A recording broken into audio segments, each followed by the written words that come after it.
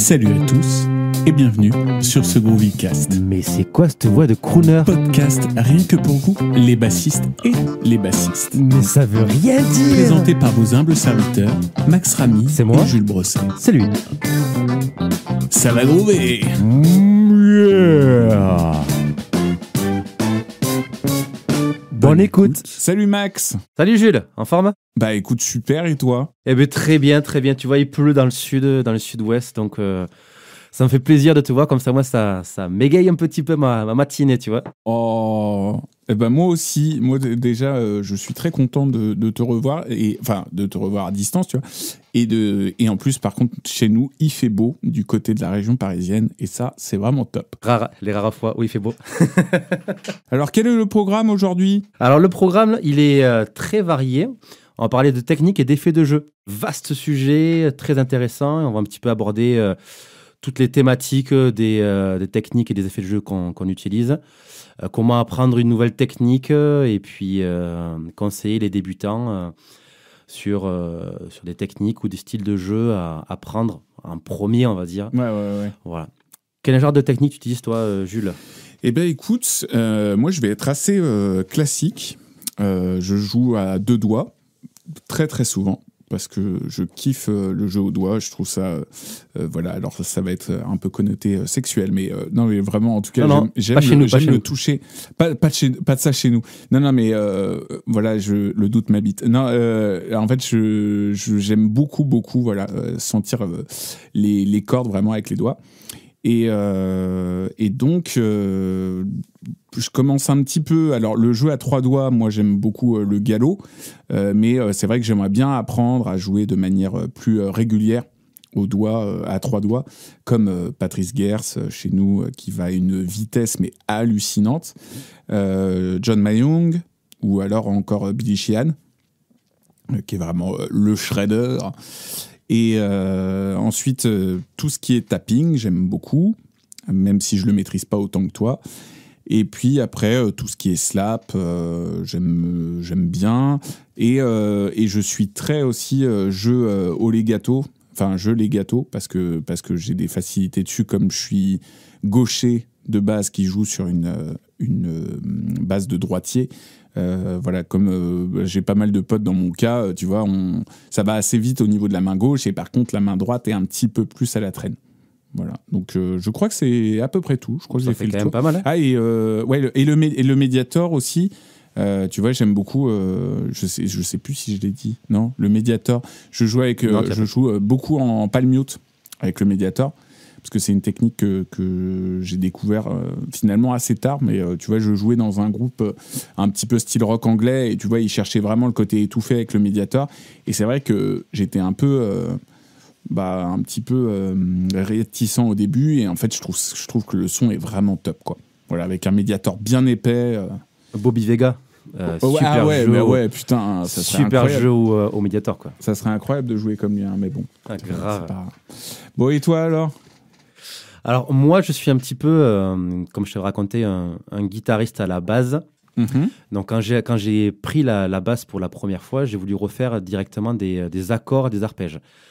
Donc, moi, le jeu en accord et le jeu en arpège, c'est un des jeux qui me plaît le plus. Je trouve les accords beaucoup plus beaux sur une basse que sur une guitare. Je trouve ça remplit le spectre, c'est profond, c'est beau, c'est mélancolique, il y a tout. C'est pour ça qu'à la base, donc j'ai joué sur Précision, ma première basse. Et direct, j'ai pris une 6 cordes d'un luthier. Ah, t'es passé direct de 4 à 6, quoi. Exactement, tu vois, du coq à l'âne, tu vois. Exactement. Ouais, pour retrouver un petit peu ce jeu en accord un petit peu plein. Maintenant, je n'ai plus de 6 cordes, malheureusement. Du coup, je l'ai revendu pour me faire ma 5 cordes. Mais le jeu en accord et le jeu en arpège, je kiffe ça. J'adore ça. Ouais. C'est vraiment un jeu qui me plaît le plus. Tout ce qui est aussi finger picking, beaucoup de techniques au niveau main droite. Normal, voilà, je suis guitariste à la base. Et le palm mute. Palm mute à la Pino Palladino. Putain, Ouais, carrément, carrément. Ce jeu, mais c'est vraiment une extase pour moi, ce jeu de basse, vraiment très précis.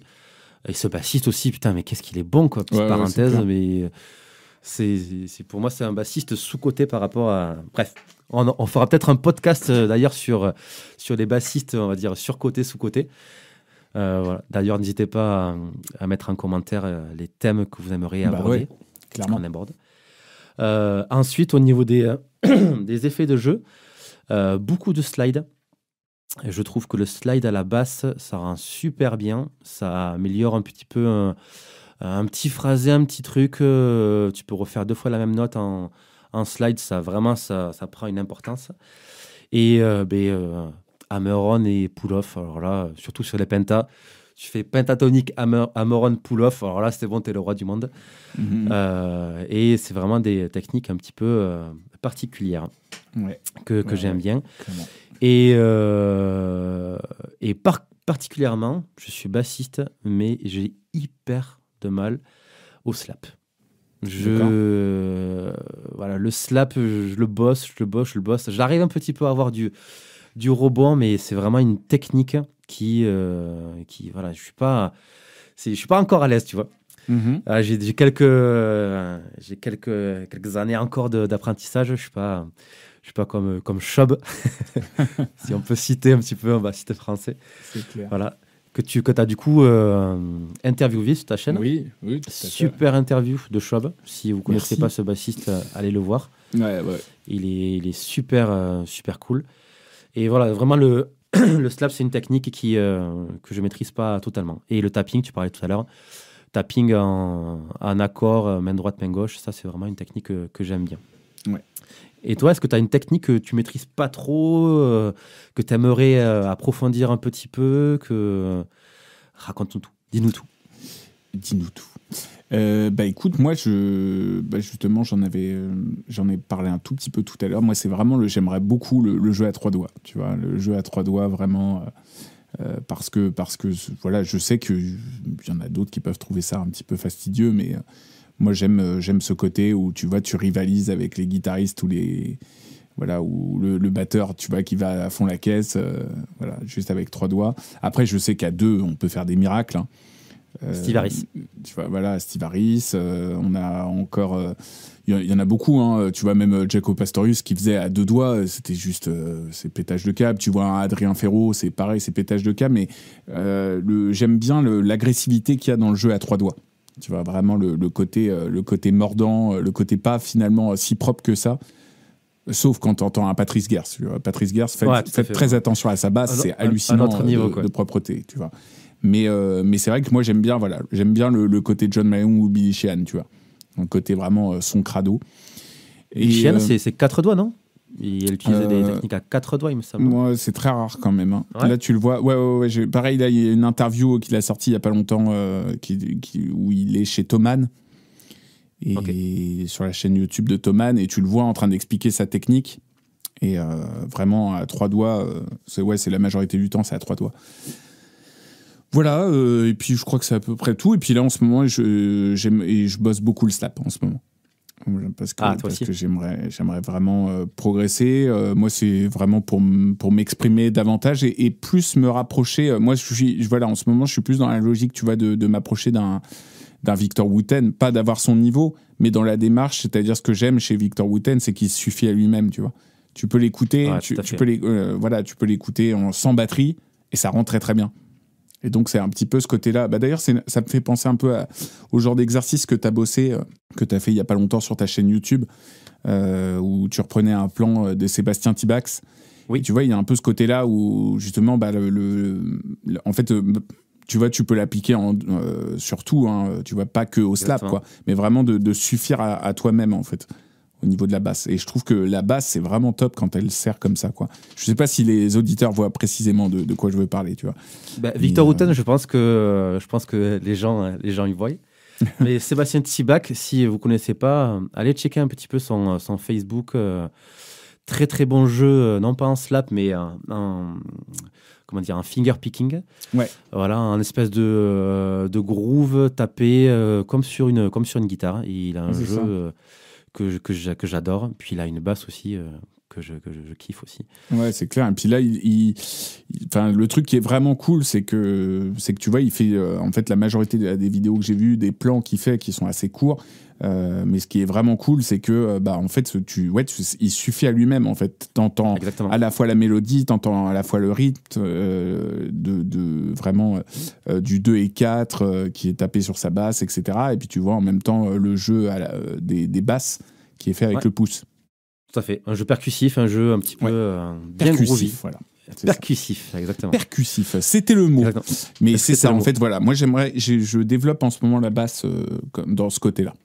Et quand tu utilises le jeu à 3 doigts, est-ce que tu pars d'abord avec l'index ou tu pars avec l'annulaire? Alors moi, je suis team annulaire. Voilà. Team annulaire. Je suis team annulaire. Non, en fait, moi, j'ai justement, alors, parce que moi, j'écoute un peu le maître là-dedans, tu vois, Billy Sheehan, en interview. D'ailleurs, n'hésitez pas à aller checker vraiment l'interview qu'ils ont fait là, sur la chaîne Thomann, c'est vraiment top. Et en fait, si vous voulez, le truc qui est vraiment cool avec Billy Sheehan, là, quand tu le vois dans l'interview sur la chaîne de Thomann, il t'explique vraiment comment il fait. Et lui, c'est annulaire, majeur, index. Tout le temps en alternance. Ok. Et d'ailleurs, tu vois aussi, John Mayung, c'est ça aussi. Hein. Je sais que je connais aussi des bassistes qui font à l'inverse. Index, majeur, annulaire. Ou alors carrément annulaire, majeur, index, majeur. Tu vois, qui font ce truc-là. Moi, je trouve que le son est le mieux. Effectivement, je suis team Billy Sheehan là-dessus. Tu vois, c'est vraiment annulaire, majeur, index. Et en fait, donc ce qu'il fait, c'est que quand il remonte, il y a la logique du buté que vous avez à 2 doigts quand il remonte sur les cordes. Ouais. Et ce qui fait que donc du coup des doigts servent plusieurs fois. Mais en fait voilà, et il a vraiment bossé ce truc-là de toujours avec un métronome, lentement, les croches, ensuite les doubles croches, et il allait de plus en plus vite. Et des fois il racontait qu'il passait 1 heure par jour juste sur une corde à faire ça. Tu vois. Et essayez de le faire. Franchement, vous allez voir à quel point ça chauffe.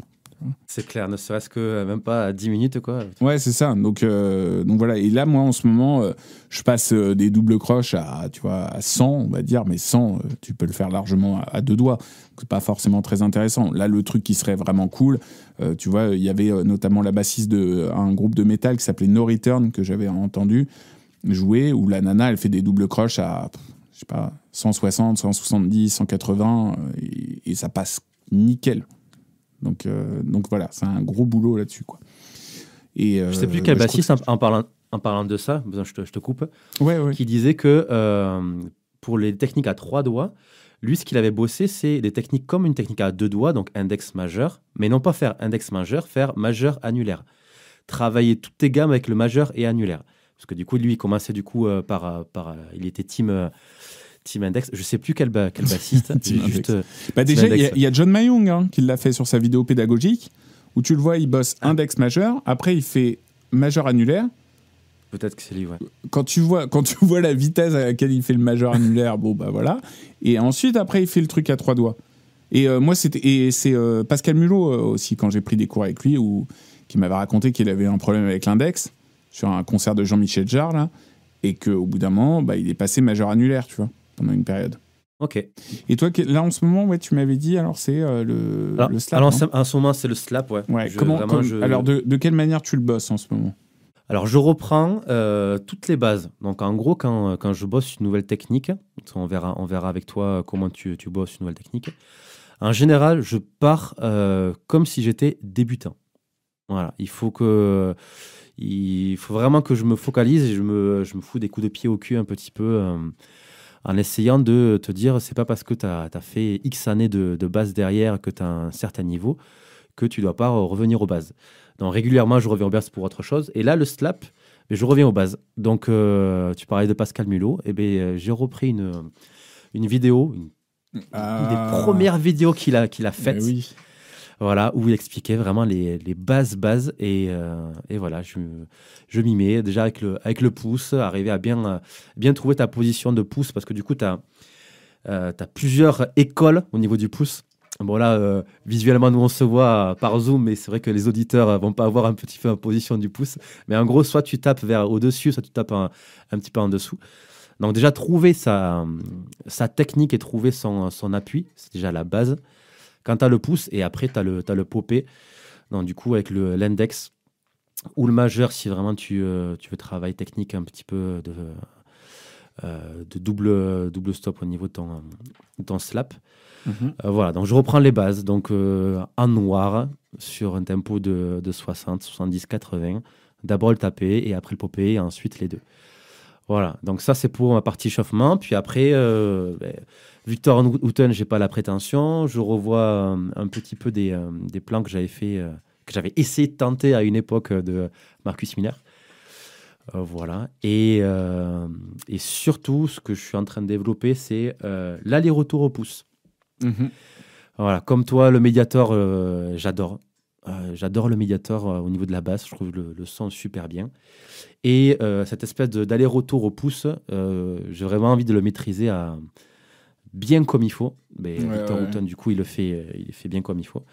Et voilà, pareil. Donc, tu pars à tempo très très lent et tu fais tes noirs en aller-retour, tes croches, tes doubles croches, tes triangles si tu as envie d'aller un peu plus vite.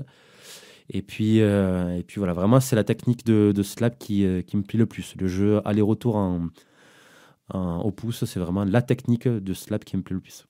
Et après, au niveau du groove, tu vas taper vers l'arigramme.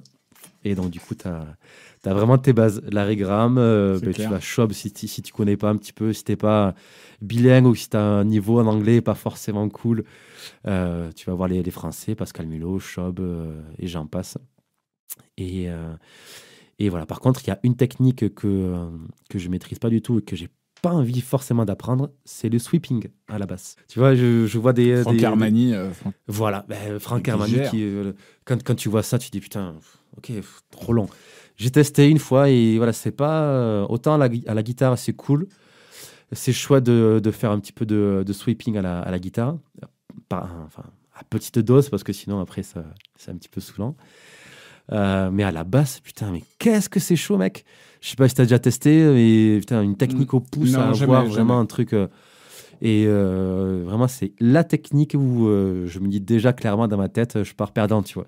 C'est la technique, je préfère regarder Franck Armani pendant 2 heures la faire et puis l'écouter comme ça. Moi, je suis sûr que voilà, je suis bien auditeur, mais voilà, c'est une technique que je maîtrise pas et je sais pas si je maîtriserai ça un jour. Déjà, le slap, c'est déjà très bien. Oui. Et après, on verra un temps velu, comme on dit chez les bassistes à barbe. Voilà. Et toi, du coup, est-ce que tu as une technique que tu joues, que tu aimerais améliorer un petit peu en ce moment, ou une technique que tu sais pas jouer ou que tu n'as pas envie forcément d'apprendre? Tout ce qui est sweep et tout ça, moi, ça ne m'intéresse pas, parce que je trouve que ça sonne tellement bien avec la guitare que... Voilà, je suis très admiratif d'un mec comme Franck Armani, ça, c'est pas le souci, mais j'avoue que moi, pour mon jeu, c'est pas intéressant. Non, après, voilà, après, moi, là, franchement, en ce moment... je crois que j'ai fait le tour, tu vois, des techniques que je t'avais dit que je voulais apprendre et tout ça, que je voulais peaufiner en ce moment. Et après, rien que déjà, même le jeu à 2 doigts, en ce moment, tu vois, j'essaie d'inclure un maximum déjà aussi de stretching avant de commencer à faire de la basse.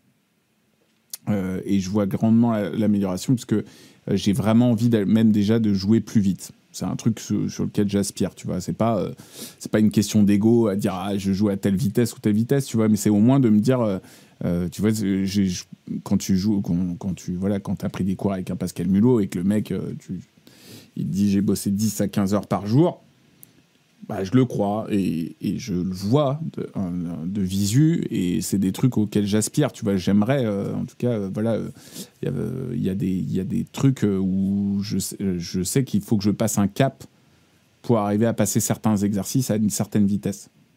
Et donc ça, c'est un truc, j'aime le défi que représente la basse, de jouer à cette vitesse-là, et voilà, et ça, c'est un truc qui m'intéresse. Donc rien que déjà de jouer à 2 doigts et vraiment de jouer le plus proprement possible et le plus rapidement possible, je trouve ça déjà, voilà, en ce moment là, c'est vraiment les trucs auxquels je bosse. Là, tu vois, là, dernièrement, j'ai sorti des vidéos là sur mon Instagram où tu vois, c'est des exercices que je bosse par exemple de Rosaire et tout ça, et où j'ai envie de passer un certain cap. Et donc voilà, donc je me dis, tu vois, bah, je montre un peu ma routine quotidienne en ce moment. Ta morning routine. Voilà, morning routine. Mais tu vois, on passe, je crois qu'on en a déjà parlé entre nous, ou alors sur le podcast, je ne sais plus. Mais tu vois, rien que déjà de passer 1 heure ou 2 heures sur le même exercice, Déjà, ça te fait bosser. c'est déjà beaucoup, tu vois. Et ça, c'est un truc, malheureusement, qu'on prend plus assez le temps de faire, ou qu'on n'a pas assez le temps de faire. Et je crois qu'il n'y a que comme ça que tu peux arriver à vraiment à passer un certain cap, quoi. Exactement. Et au niveau de l'endurance, est-ce que tu as des exercices un petit peu à... Comment tu bosses ton endurance, toi? Je crois que j'en avais déjà parlé, mais je sais plus, parce que je radote beaucoup. Mais en gros, moi, tu vois, j'ai l'image de Pascal Mulot qui... Ouais, grave, alors que le mec, il a que 33 ans, merde. C'est ça. Non, j'ai l'image de Pascal Mulot, tu vois, où le mec, il allait prendre son café. Ouais. Moi, il fallait que je continue à faire le même exercice pendant 5 minutes. Alors que bah, moi, j'ai toujours eu l'habitude de... Tu sais, tu vois un exercice, tu vois la double barre, tu te dis, bon, bah, je le répète 2 fois, puis c'est bon. Tu vois, c'est cool. Je le maîtrise. Mais en fait, là, il te dit, ok, bah, c'est simple, bah, vas-y, pendant 5 minutes, je veux toujours entendre le même son. Tu vois, je veux pas entendre d'hésitation, de trucs, de machin. Et au tout début, bah, je me plantais, mais tout le temps, systématiquement, à la 4e ou à la 5e fois, au bout d'un moment, il y a ton esprit qui part ailleurs, ou tu es là en train de tu te relâches. Tu vois, exactement comme voilà, je fais un parallèle avec, tu sais, on parlait des accidents de la route quand tu passes ton code, et on apprend quoi? On apprend que souvent, c'est quand tu te rapproches le plus de ton domicile que tu as les accidents, parce que tu relâches la tension. Bah, c'est exactement pareil, tu peux faire le parallèle avec la musique. Au bout d'un moment, tu te dis, ah bah c'est bon, je l'ai, tu vois. Et tu relâches la tension, et là, boum, c'est la plantade. Et en fait, voilà, et donc il me dit, mais il m'a dit, tu vois, il m'avait engueulé, il avait raison, il m'avait dit, mais 5-10 minutes, c'est rien. Il faut que tu arrives à faire tourner le même truc pendant 5-10 minutes.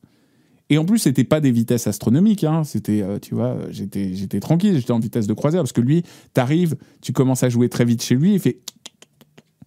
T'es pas encore échauffé, tu prends ton temps, on redescend le métronome, on passe à 50. t'es là, ouais, mais je l'ai bossé à 100. Ouais, mais t'es pas chaud. Là, je le sens, t'es pas chaud.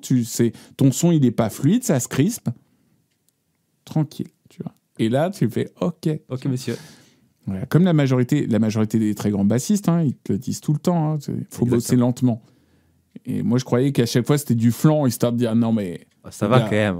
Essayez de jouer aussi vite que moi. Voilà. C'est faisable. Mais en fait, non, c'est vrai. Voilà. Et bon, enfin bref. Donc voilà, je pars loin, mais je pense que tu as compris ce que je voulais dire. Exactement. De toute façon, il y a que la régularité et puis le temps aussi. Ben oui, c'est ça. Combien de temps, toi, tu peux en ce moment pratiquer et comment? Alors, c'est surtout ça, c'est que quand tu arrives à certains plannings un petit peu chargés, machin, bon, on va pas dire j'ai pas le temps, on trouve toujours le temps. Et je me mets depuis quelque temps, je me remets un petit peu à prendre le temps de bosser mon endurance, mes gammes et ma fluidité. Donc là, je me suis fait sur Logic une espèce de piste qui dure 5 minutes, où le tempo il part à 40, il finit à 110. Voilà, et je fais du coup que des croches ou que des noirs en fonction de ce que j'ai envie de jouer, ou que des doubles en fonction de mon humeur. Voilà. Et j'essaie de maintenir ça. Donc, travailler un petit peu déliateur, main droite et main gauche. Et après, je me focalise sur un tempo, par exemple 90, ou 80 ou 85. Et pendant, pareil, 10 minutes, je fais que la main droite. Donc sur des cordes, là, je descends et j'essaie de faire ça uniquement sur ma basse acoustique. Ah oui, tu m'en avais parlé, je crois. Le gars complètement psycho, quoi. Basse acoustique, déjà, t'en chies ta mère. Et voilà. Et j'essaie de faire ça vraiment régulièrement et je me force à le faire. Et putain, c'est vrai que quand tu le fais pendant une semaine, t'as beau avoir X années de basse, mais putain, ça fonctionne. Voilà, ouais. Tu vois, ils ont tous raison. Bosser lentement, bosser régulièrement. Et tu peux faire, je sais pas, une demi-heure de basse uniquement par jour. Si tu la fais sérieusement concentré et méthodiquement, ben, ça fonctionne et tu retrouves un petit niveau assez rapidement. Après, ensuite, tout dépend de ton objectif de basse, on va dire. Une technique, peu importe laquelle, il te faut du temps, il te faut de la patience, énormément de patience. Il te faut du temps, il te faut de la patience, énormément de patience. Il te faut du temps, il te faut de la patience. Voilà. Énormément de patience. Et voilà, tu comprends le procédé un peu. Mais voilà, pour l'endurance, il y a rien à dire. C'est juste le temps pendant 5 minutes, comme tu disais. C'est vraiment un excellent conseil. Le même son, même la même note pendant 5-10 minutes. Et puis, si tu arrives à faire ça. Tu vois, même quand le truc qui est cool aussi, tu vois, alors moi ça moi l'interview qui m'avait beaucoup marqué, moi tu sais, c'était Jérémy Coke, oui. En fait, qui me disait que lui, ce qu'il avait forgé beaucoup dans son jeu, c'était tout ce qui était musique électronique, enfin avec la basse qui était programmée. Et tu vois, et d'essayer de reproduire le même son. Et c'est vrai que par exemple quand tu vois tu sais, même quand tu joues des basses à l'octave, tu sais, des trucs programmés, tu vois, qui vont à fond la caisse et machin. Bon, t'es pas obligé de reprendre le même plan tout de suite à telle vitesse. Mais en tout cas, tu peux largement intégrer ça dans ton jeu, de t'entraîner vraiment à avoir cette régularité d'une machine. Et ça, mais c'est hyper formateur, quoi. Tu vois, même par exemple, un Born to be Alive. Ah oui, putain. Tu vois, voilà. Le truc, la musique, en plus, il paraît qu'elle a été accélérée. Parce que le cuivre, parce que les thèmes de cuivre, enfin, je sais plus qui m'a raconté cette histoire, tu vois. Alors, j'ai pas été vérifié. Mais ouais, c'est un batteur avec qui je joue, qui m'avait raconté que les cuivres, à l'époque, tu vois, tout le monde se posait la question, mais attends, comment ils ont fait ça, les cuivres et tout, comment c'est propre, comment machin. Et en fait, il paraît que ça enregistrait beaucoup plus lentement et après que c'est accéléré, tu vois. Et voilà, et bon, donc du coup, écoutez le plan de basse, essayez de le reproduire. Vous allez voir, les gars, c'est super chaud. Hein. Ah, moi, je le fais pas à cette vitesse-là, tu vois. Je le fais, je pense que c'est faisable, mais je le fais plus lentement et au moins, voilà, j'essaie d'avoir ce truc-là. En parlant je fais la petite parenthèse. Tu parles de Born to be Alive. Quand j'ai commencé la basse, mon guitariste, il m'a dit, force-toi. Enfin, je suis métalleux. Hein. Donc, il m'a dit, force-toi à écouter du Claude François et la ligne de basse de Claude François. Et putain, il y a des lignes de basse de chez Claude François. Ah non, mais c'est clair. Attention, François, hein. Attention. Là, c'est vraiment, bon. C'était la petite parenthèse. Et on continue aussi sur les effets de jeu, parce qu'on n'a pas trop parlé, on a beaucoup parlé de technique. Pareil, petit conseil par exemple, sur des hammer-on ou des pull-off. Il faut vraiment que ton hammer-on ou ton pull-off, ça soit vraiment le même son, la même note, la même gestuelle. Vraiment, ça, il faut pas qu'on entende une baisse de volume ou une baisse d'intention. Il faut vraiment bosser ça.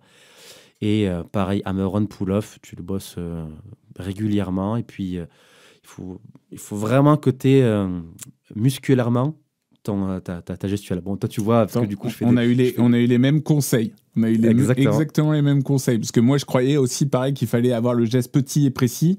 Là, au tout début, c'est vraiment, tu vas chercher loin pour muscler le doigt et pour avoir la même régularité, quoi. Prendre le temps et tempo lent. Régulièrement, précisément, et puis précisément, plutôt, on va dire. Et surtout avoir le même son sur ton hammer et sur ton pull-off. Ouais.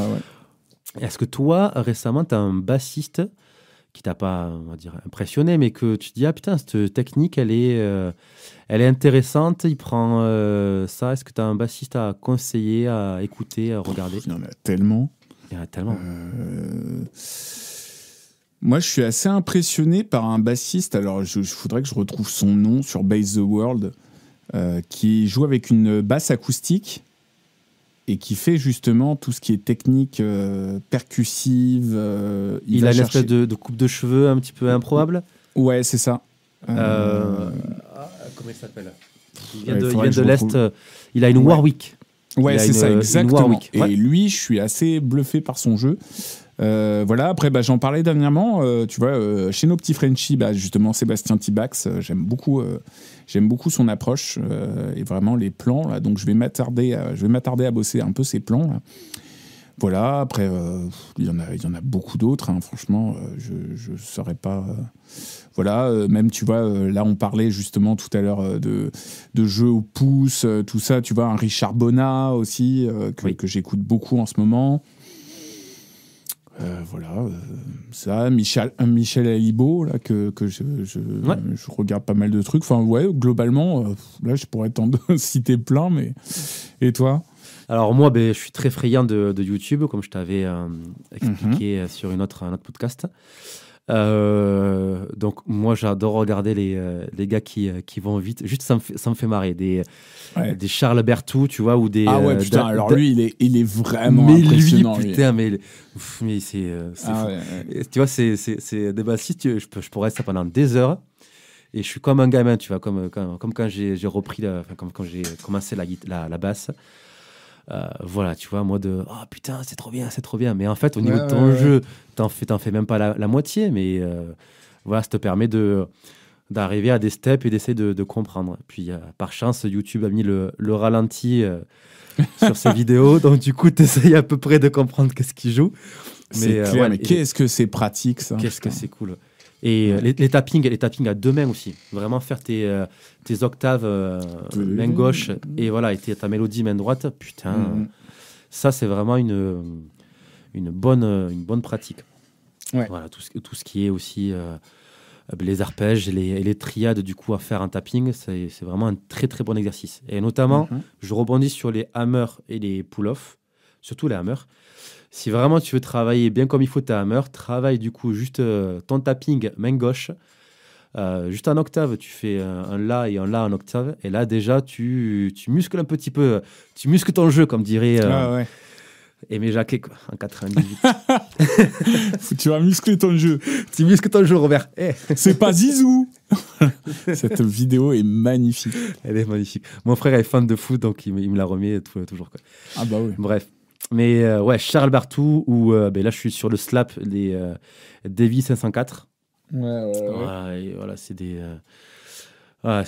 bassistes où tu te dis, j'aurais pas forcément ce niveau-là, mais j'aime bien regarder, tu vois. Et évidemment, en France, Franck Hermani ou Sébastien Tsibac, j'aime bien aussi son jeu, son style. Après, Adrien Ferro, ça c'est une vitesse astronomique. Ouais, et puis Adrien Ferro, je trouve qu'en plus, vraiment, allez suivre son Instagram, si vous ne suivez pas encore. Hein.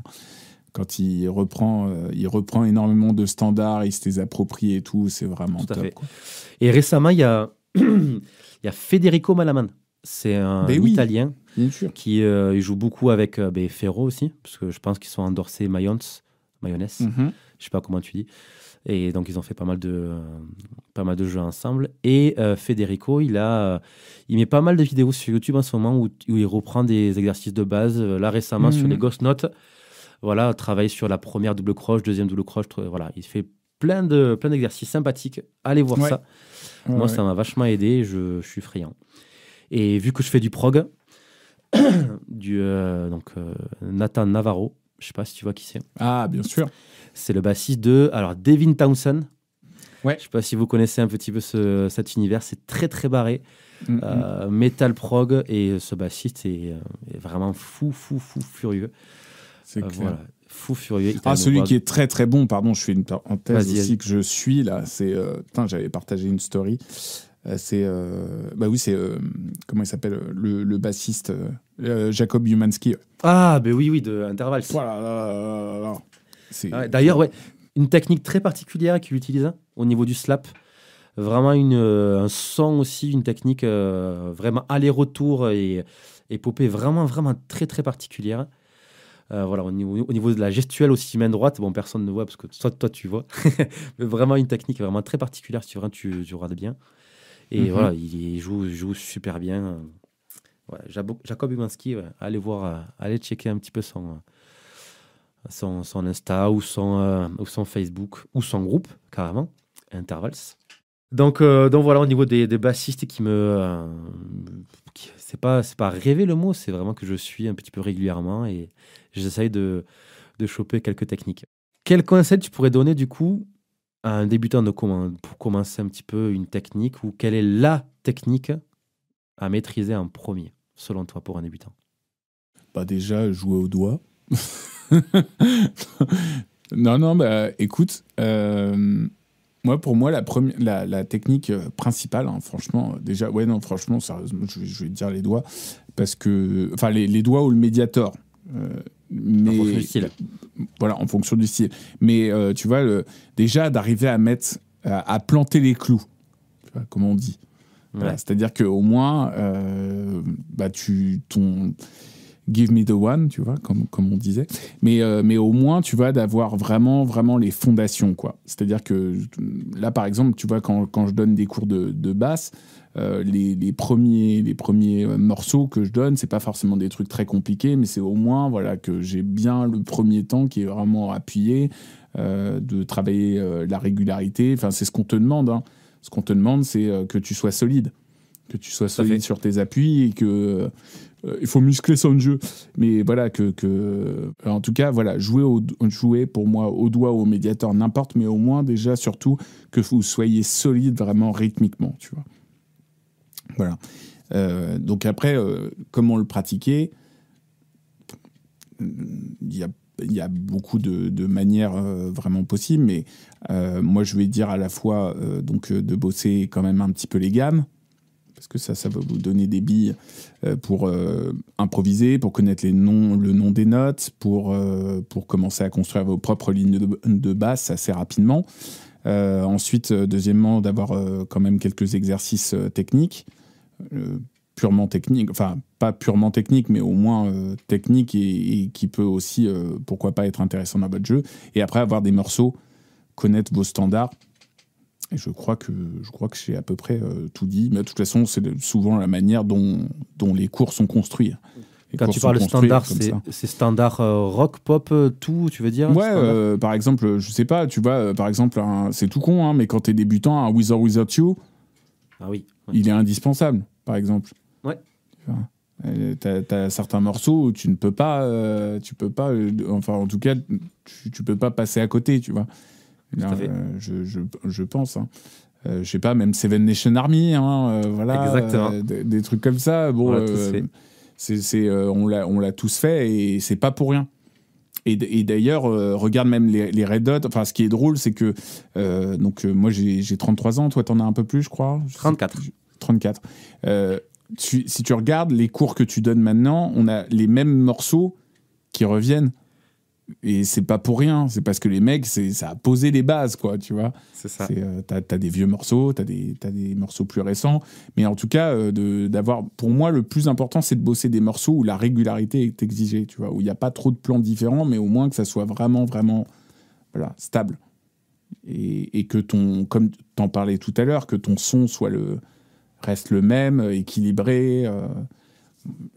Voilà, je crois que j'ai à peu près tout dit là-dessus. Et après, pour bosser une technique en particulier, tu fais exactement la même chose. Tu vas t'en parler tout à l'heure. Tu reprends par exemple avec le slap, t'en parlais tout à l'heure. Je reprends les bases, je joue des noirs, des trucs, des machins. Puis après, au bout d'un moment, tu commences à aborder des morceaux. Et voilà, tu fais le même processus en fait.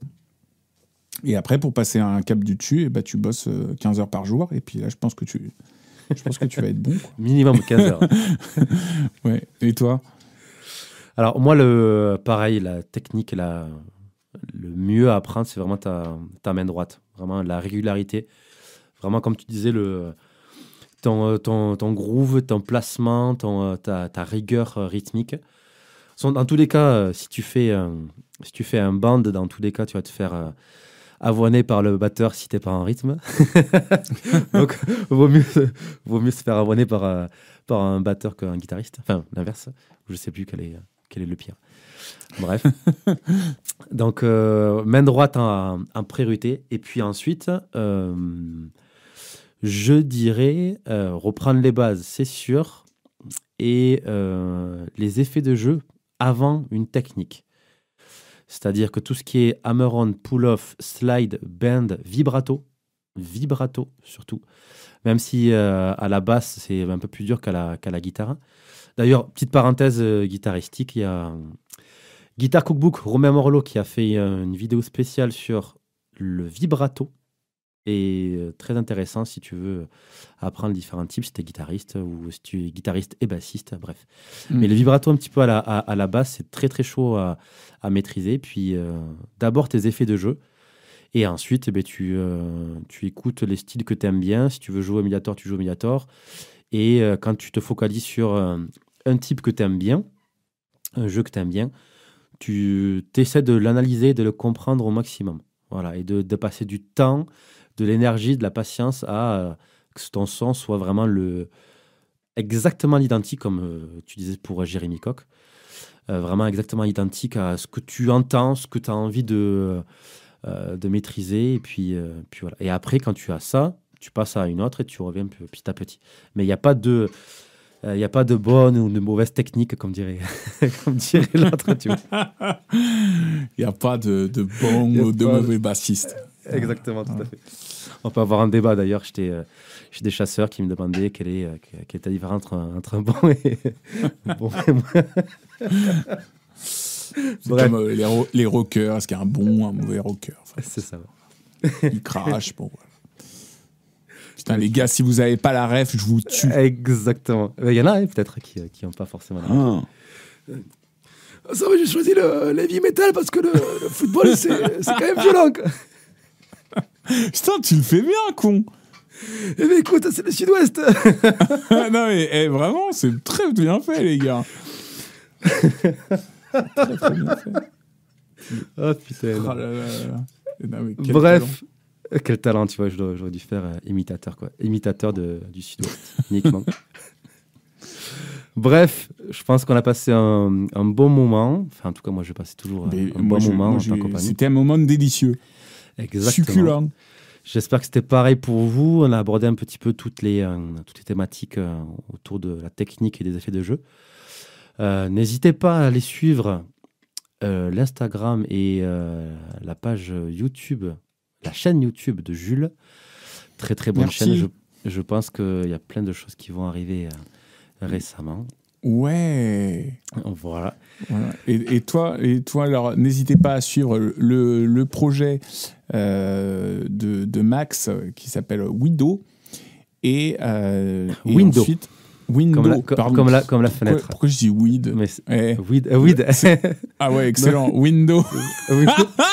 C'est pas la même chose. Hein. Attention, ça n'a rien à voir. Hein. Il y en a un qui fume plus. Hein. C'est ça.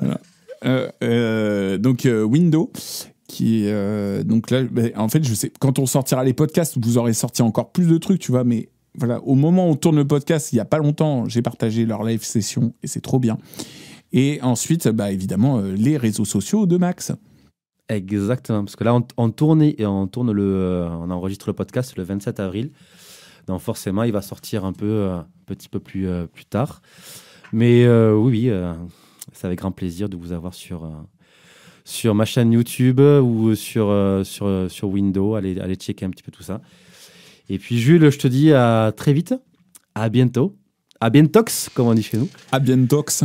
À bientox. Et bonne journée à tous. J'espère que vous avez passé un bon moment en notre compagnie. Et puis à très vite pour un nouveau podcast. À très vite. À très vite. Au revoir. Ciao. Au revoir.